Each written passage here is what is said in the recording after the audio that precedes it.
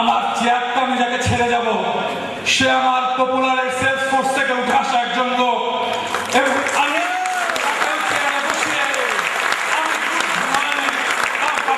দেখতে চাই। আমার কাজ তোমাদেরকে গড়ে তোলা, যোগ্য করে গড়ে তোলা, যেন তোমরা একটা কোম্পানির, একটা ফার্মাসিউটিক্যাল কোম্পানির সিইও হিসেবে গড়ে উঠতে পারো। আমার বলার কথাটা অনেক বড় স্বপ্ন মনে হতে পারে।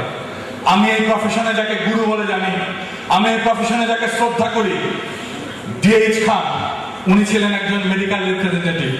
আমি কিছুদিন আগে যে বইটা লিখেছি, বইটা আমি স্যারকে উৎসর্গ করেছি।